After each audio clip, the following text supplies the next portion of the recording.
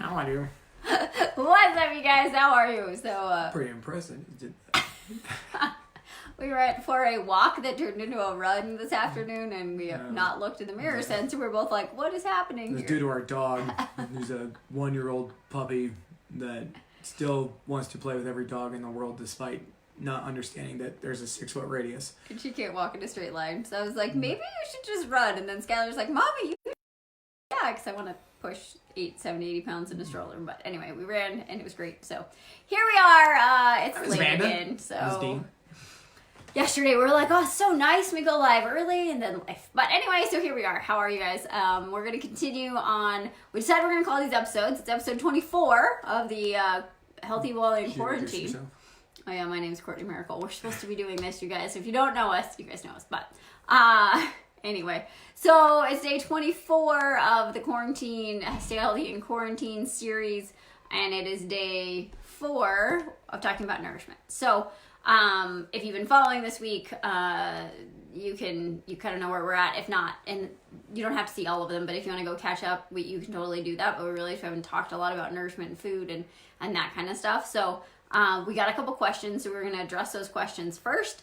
And then we're going to shift and we're going to talk about rules and boundaries and why you need to shift those in your life anyway, but why that's really, really important right now and what we're dealing with. If you haven't seen, so for you guys out there, obviously I think majority of us have gone through some sort of nourishment diet plan or something, or have goals, and we kind of, My water. we kind of tend to get frustrated, right? Like I do this thing and I've done it for 30 days and I had results, then all of a sudden I go back to living my normal life, and all of a sudden I go back to what was causing me to be in the place I was in the first place, right? And we constantly have this cycle thing going on there, and we kind of just don't truly understand, and we kind of kick ourselves in the butt and just like, you know what, maybe this isn't for me. If that's the lifestyle I have to live, maybe that just I can't have all my hopes and dreams, and I can't have all that things that I aspire for, but at the same time have actual reality of being able to enjoy my life. So if you didn't watch yesterday's episode, you guys, I highly recommend it for a lot of you guys that may be dealing with or have dealt with some sort of frustration on some sort of nourishment diet, and you have goals and you just constantly feel like you're not able to meet them. It might paint a different picture for you, might give you a little bit more understanding of there's a lot more that goes on that social media in general, the gurus that are trying to sell you the unicorn program aren't going to tell you what is actually going on, just because a lot of people don't really want to let that out, because a lot of it isn't very sexy, but it gives you a lot more understanding of a lot of things that actually are happening internally inside yourself. So with that being said, we actually had a client of ours. We've been reaching out basically bi-daily to all our clients just to kind of see how everyone's doing, right? Like, what's their aspirations, what they're trying to strive for, where their energy level is, where their motivation is, kind of seeing how we can help serve them and how we can help support them with anything that they need. And one of them wrote back kind of this, and she linked it to the conversation I think we had day before yesterday, 2 days ago, that, she was going through her day. Basically, it leads off with, where are you at a scale of 1 to 10? Where's your motivation? Where's your energy? And, she wrote back, before you're watching your video, I was an 8. So I filled this out earlier today. And after watching your talk tonight, I realized I must be a total avoidant person. I try to keep positive. In reality, I was probably more a 6. I was anxious today, and I just tried to keep busy. Not sure if that was an avoidant or channeling that energy toward productivity. I feel better while busy. All right. So with that, you guys, it's understanding that a lot of this stuff that we've been talking about yet again, everything corresponds and communicates together. Right. And so a lot of that stuff is on, addressing what she's talking about, is she was having these anxious feelings. She was having these underlying sensations going on. And so my interpretation of that and kind of discussing on that was, well, I'm gonna replace that feeling with being active, with getting tasks done, setting up my schedule, doing things that is basically going to allow me not to think about the things and the sensations keeping your mind going busy, on. Yes, so that you can avoid feeling those feelings. Good. Okay, sorry. So yeah, and so we see this a lot. Like for so many of us, I mean, we can get into the whole discussion about protectors, which we haven't done yet, but we will. But we all develop when we're young. We develop mechanisms in which when we don't know how to cope with things because we're too little, we develop what are called protectors, right? And so protectors basically like step in and they're like, okay, well, if that doesn't feel good and we don't know how to deal with that, we're going to do this instead. And I would say like 99% of the clients I've met have an avoidance protector in one fashion or another. Children are losing their mind. So in one fashion or another, and that we avoid things, right? So if you've ever been in a scenario where you're like, well, I don't want to worry about that. I don't want to think about that. So I'm just going to go do this, right? Or like, if you're in a place where you're not doing financially amazing and your bills show up, you're like, I'm just not going to avoid those, right? Or you're like, I got all this stuff to do that I don't want to go do. I'm going to go take a nap. Or I'm going to go read a book. Or I'm going to go get in, like I'm going to drink wine so I don't have to think about it. I'm going to do whatever. Like, there's tons. Brandon, close the door. Sorry, you guys. It's a Barbie meltdown outside. So we realize there's all these protectors that are happening in our life because you've learned basically how to not have to face it, because what happened when you were little, you didn't actually know how to handle the emotion, right? And so then that's just stayed with you. You don't even know you're doing it, right? Protectors are something that we don't even realize are there. So until you shine light on it and you bring awareness to it, like it's happening for you from your stories and your identities and all that kind of stuff without knowing it. And so we joke about when you have protectors, like we all need to look at those, because so often our life is run by protectors and you're like, oh my gosh, I didn't even know I was doing that. And then once you see it, you can stop doing it, right? You can shift it. And the thing with avoiders is that we don't, or with protectors is that we don't want to be like, oh, why do I do that, right? It's like, okay, you get in a relationship with that and you get to understand that it's there to protect you. So we name all of our protectors George. So anytime that stuff shows up, and I definitely have avoidant protectors, and I think Brandon does as well, right? And so for us, we joke about like anytime George shows up, we're like, hey, George, I'm so glad you're here. I appreciate you trying to protect me and keep me safe, but I'm actually good, right? And then you allow yourself to, because the thing is, and this is where the beauty of self-development and personal development comes in, is that there's a fine line and there's a beautiful line between like, I get to feel this and I get to honor it and I get to bring love to it, whether that's anxiety, worry, stress, whatever that is. We get to bring love into that situation, and we get to feel it, and then we get to move past it, right? We get to let our pain be our teacher, but we don't get stuck in it. And I think that's why so many people avoid certain thoughts and certain feelings, because it's like, well, if I go there, I'm going to stay there, right? Like I've talked to clients that are literally like, I don't want to talk about what has happened in my past because I'm afraid I'm going to get stuck there. I'm going to get stuck in the depression. I'm going to get stuck in the anxiety. I don't know what to deal with it when I go there, right? And so that's the beauty of like working with a coach and having a group of people that you can actually talk about that stuff. But it's the beauty of seeing it, loving it, and not getting stuck in it, not spinning in it, not creating more stories around it, not being there, but feeling it and then choosing how you want to feel after that, right? Because if you continue to just avoid things, life just keeps throwing them back at you. It's like, oh, here's the lesson again. Still didn't get it. Let me give it to you again. Let me give it to you again. Let me make it worse. Let me make it bigger, until you finally have to look at it. And 99% of the time when you actually look at it and you feel it, it's never bad as you thought it was going to be. And you feel way better just by facing it. Because when you're avoiding something, you have that like nagging in your mind, right? Like I've done this with text messages that I've received that I'm like, oh, I just don't want to respond to that right now. So I just avoid it. I let it be. And then it's just there like ticking in my emotions and in my brain. And it's like, God, if I just responded, I could have moved on and been done with the whole thing, right? So we can do a whole thing on protectors. That's not what we're going to talk about tonight, but it's really, really important right now that you guys look at that. Like, are you avoiding things? Are you putting on the happy face and pretending like everything's okay? Because if you are, that's just again another place for growth, and it's nothing that's wrong or bad. Well, and I think even with that, you guys, it's understanding that it may not be avoiding certain things. Like I know for me, there were times like depending on the scenario, I will use sleep as my protector. I will use avoiding, but I will use also like there was times in my life of like, well, I'm just gonna work, quote unquote, work harder. I would actually create problems for myself to go work on, right? Like Like when we were dealing with a lot of turmoil and everything surrounding the our business and the gym when it was getting bought by a different, like the building was getting bought by a different corporation, everything, there was a lot of uncertainty there. And so what I would do is I would create certainty by creating a problem with inside the doors of our gym, right? Like I'd create busy work. I would create a project that I had to go work on, right? Like I had to build something, I had to move something, I had to repaint a wall that's been painted 15 times, right? Like I would create this thing of like, well, no, I'm being productive, but really I'm just recreating a problem to cause myself to shift from the focus of the thing that I don't really want to uncover and look at, right? Well, and he felt like he was doing something productive by like painting a wall, but that wasn't addressing what was actually happening. Like it wasn't addressing what was actually happening in our life. He was just shifting the attention somewhere else versus actually feeling what was happening, right? And it's funny now looking back, they used to be like, what do you mean you need to go build another jerk box right now? Like we've got all this stuff to do and you're gonna go like do that. And he didn't know, I didn't understand what was happening. And now looking back, it's like, okay, that makes a lot of sense. Well, and it's understanding yet again, you guys,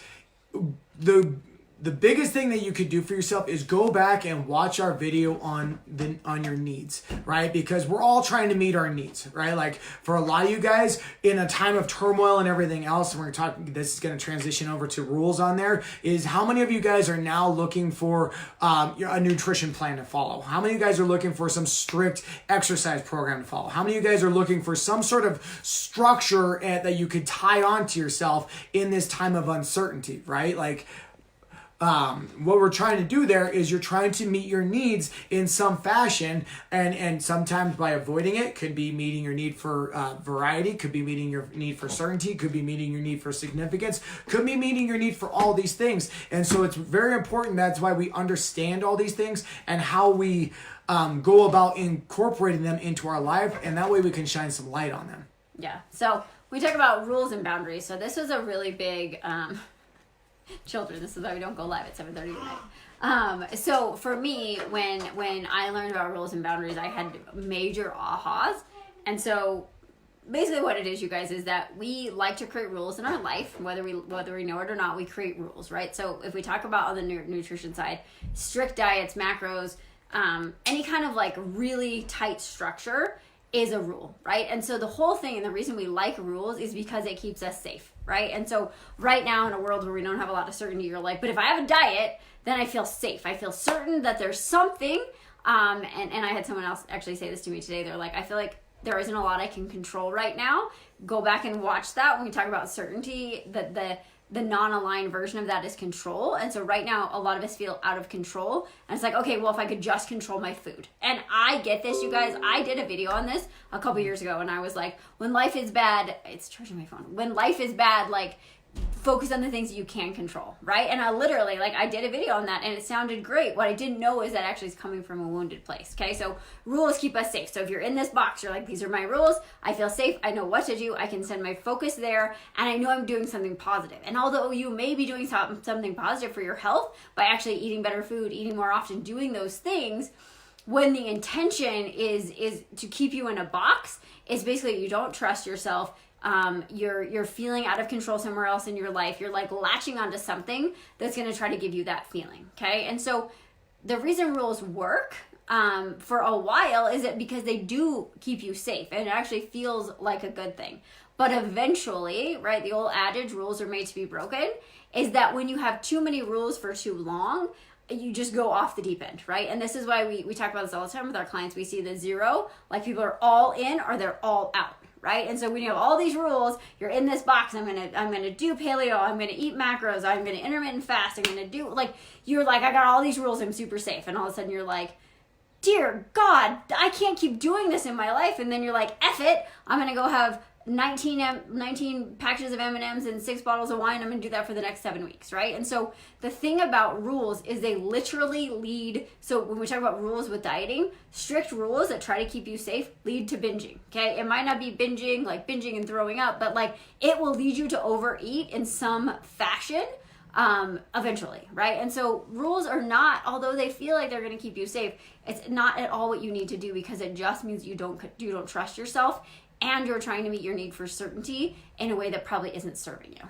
Well, and with that, you guys, it's not, and we're not saying like certain methodologies and certain things aren't bad, right? Like it's good to collect data for need yourself structure. so you can understand, right? Like, we're no longer, like, trust us, like, we've done macros, we've done paleo, we've done zone, we've done a lot of different things where you have to weigh and measure your food and do all these kind of things for it, right? And like, we're big advocates of, like, the more data we can collect, it gives us direction of what's working and what's not working, right? Like, it's no different than any other aspect of our life. When we have data, we know what direction we can go in. And awareness. But the problem, what we see there is, first off, what I always like to ask everyone is, what is your relationship with food? What is your relationship to dieting, right? Like, what is the purpose that you eat food for, right? Like, and for most of them, from my experience, for I would say 90% of people, they get kind of that, like, awestruck look, like, I don't know, I just eat food because that's what I've been told to do since the time I could remember, right?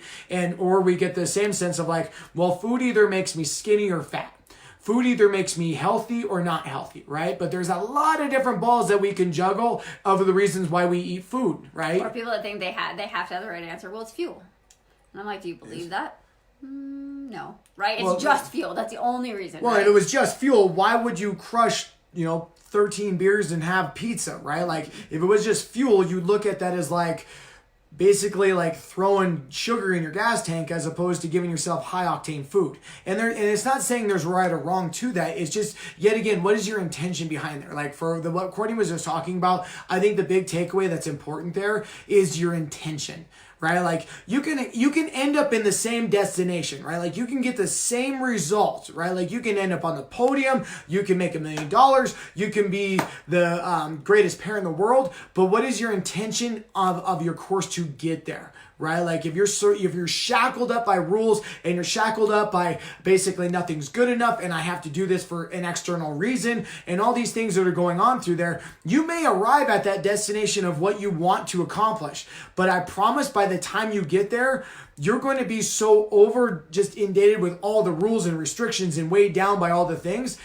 Getting there isn't going to even mean anything to you because it's not what you get in life. It's what you become along the way. And so if you can allow yourself to understand that you can flow, you can be like water, right? Like, you can expand, you can shrink, you can do all these kind of things and understand why you're doing it and come from a place of inspired action and not coming from a place of I have to control or I have to avoid or I have to restrict myself from these aspects that are holding me back. Because my other question I like to follow is, okay, so you need this restricted plan now, right? Like, you need to fill out every single thing as you go. And maybe right now you might need that for your data points.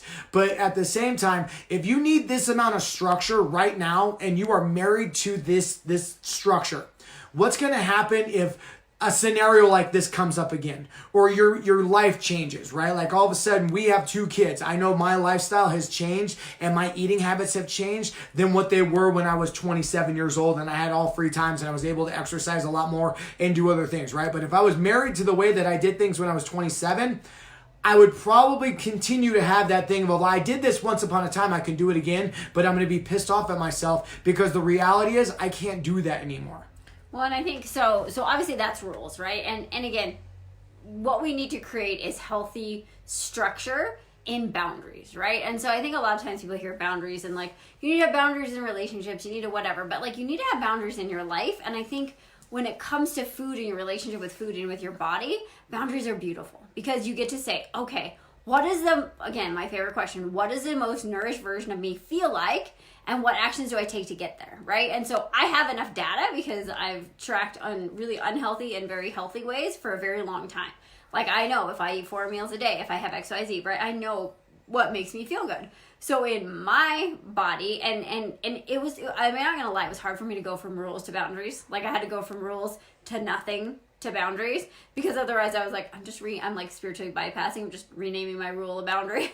But so what we want to think about with boundaries, so if rules are a box and they keep you stuck, like Brandon said, boundaries are flowy, right? And so you're like, okay, well, I probably need to eat 3 or 4 times a day. Most of my meals should have a vegetable, a protein, and whatever, right? And so, like, you have a little bit of structure, but you can't fail, right? And so it's not like I eat 20 grams of carbs and 20 grams of protein and 5 grams of fat at 10 o'clock every single day, no matter what, right? Those are rules. If you're like, okay, well, most of my meals have 20 to 25 grams of protein, they have 20 to 25 grams of carbs, I have, 2 cups of veggies, and I have a little bit of fat, right? Like that's a boundary.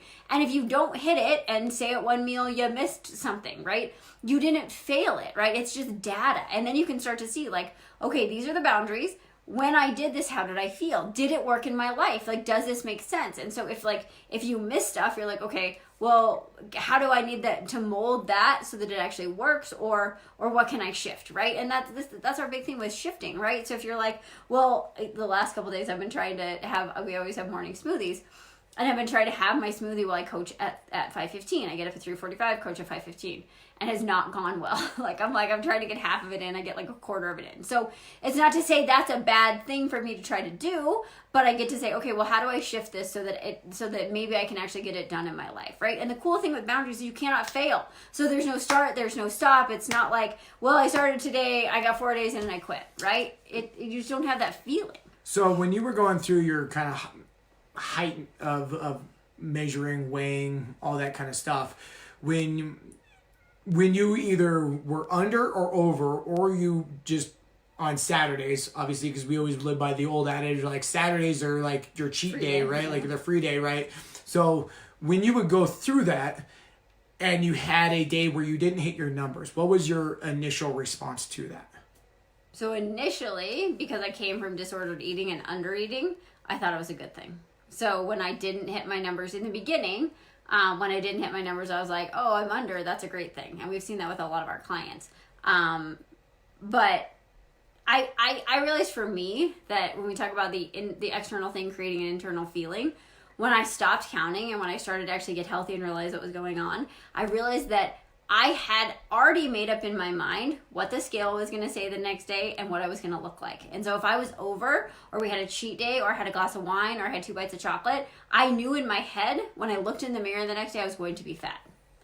And I would create that. Well, did you have a preconceived notion of what the scale was going to say before you even stepped on it? Oh, for sure. Absolutely. Like, I knew what I looked like. I knew what the scale was going to say. I didn't know those things. But in my head, I had this preconceived notion that, like, if I did that, I must look like this, right? And so the truth of the matter was I actually could never see myself for what I was because I was letting my macros, which were my need for certainty, completely dictate that, right? And so if I would hit my numbers, and we were both like we got to the point where it was like, I'm going to have a half a cashew to hit this number. Like, oh, yeah. I mean, it was literally like, And we drilled it in, like, whatever you have to do to hit your number because your body needs consistency. And there is some truth to that on the science side of your body, but what it does to your mindset is not so good, right? And so I would go to bed and be like, I hit my numbers, I'm going to be skinny. I hit my numbers, I'm going to be skinny. I hit my numbers, I'm going to be like, whatever. Like, that's what I was searching for, even though I didn't really want that.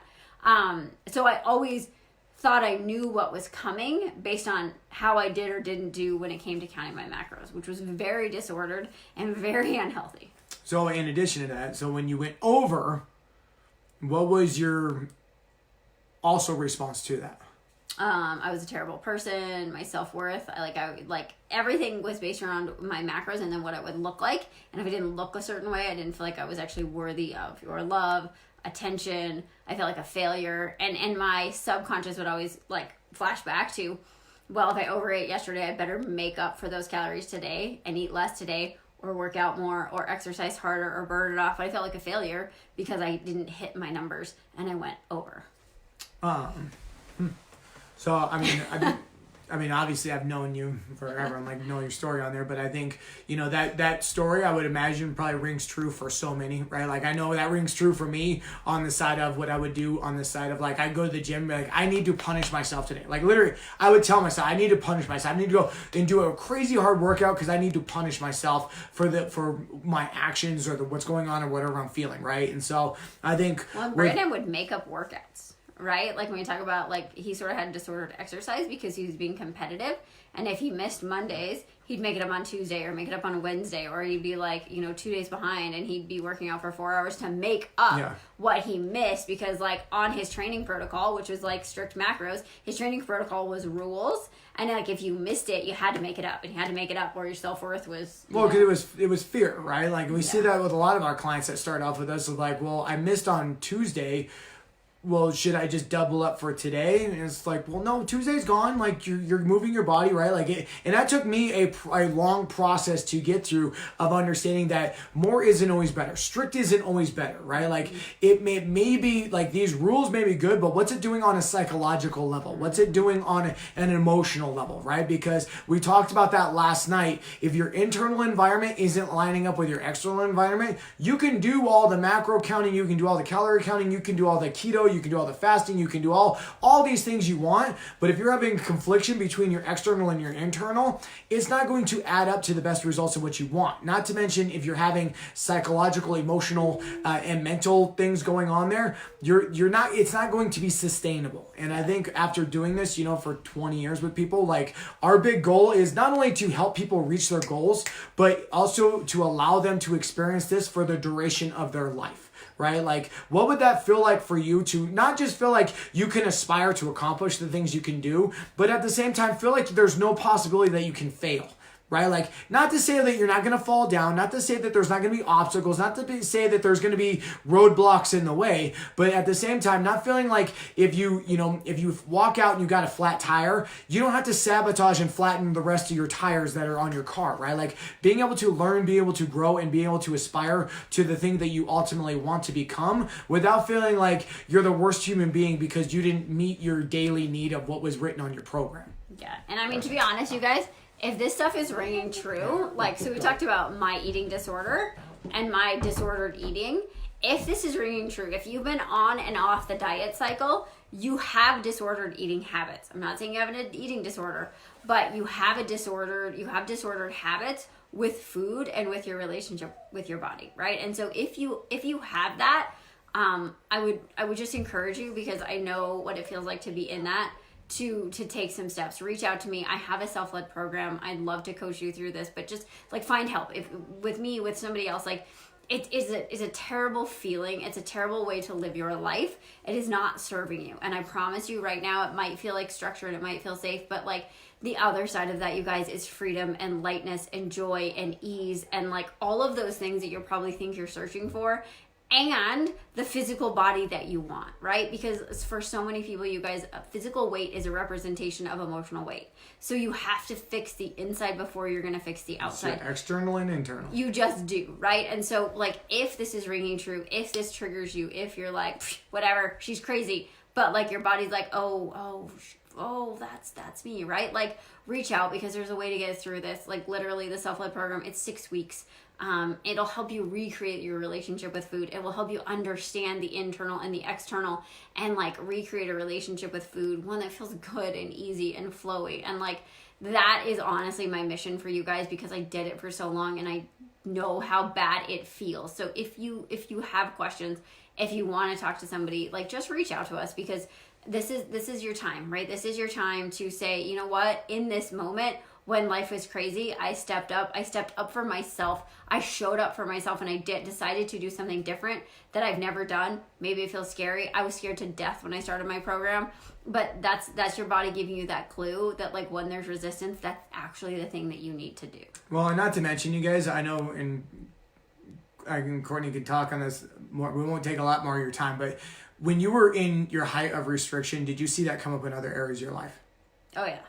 Oh, totally. Right? Yeah. Like, I obviously, I know that answer. Like, we've talked about it before. Like, when we were in the height of restriction, we were also restricting on money. We were restricting on our relationship. We were restricting on so many other areas, because it was just it was a metaphor for all these other areas that we were doing. And it was an energy, right? It was an energy of lack, because dieting and it's in rules, and like, that's an energy of lack. It's not abundance. And like, we joke about that. I was like, I literally couldn't have more than 1 cashew. Like, how do you think you're going to show up and build a profitable business when you're living in an energy of lack and can't and shouldn't and whatever? You're like, you're not going to turn around and create that in your life. And so, like, I was in this like cycle of just spinning and just the energy was awful. It felt terrible. And so there was no other amazing things happening in our world because, like Brandon said, it was a metaphor for that. And so he was doing it in the gym and I was doing it in the kitchen, right? And like, the intentions were both good, but when I was going to the gym, it wasn't coming from a bad place. And when he was eating perfect macros, it wasn't coming from a bad place. But we both were definitely not in a healthy relationship with ourselves and with what was going on in our life. And I've seen my cycle go. Like, when, like, all the times in my life where I felt like I didn't have control is exactly when my bulimia would show back up, right? Because I had control of something. And not to be too graphic, but like throwing up is a visceral release. And so there was actually some like healing happening in that because I didn't know how else to feel my feelings. That's a whole nother topic. But yeah, we love you guys. Obviously, we're super passionate about this stuff. Like, I mean, I know for me, this has changed everything in my world. And I would love for it to change that in your world if that's something that you're dealing with, or if there's somebody that you know and you love and it's hard to watch them go through this, because I know for him it was not cool. So we love you guys. We appreciate you guys. We'll see you guys tomorrow for episode 25. Let us know what questions you have about nourishment, and we'll talk to you then. Thanks, y'all.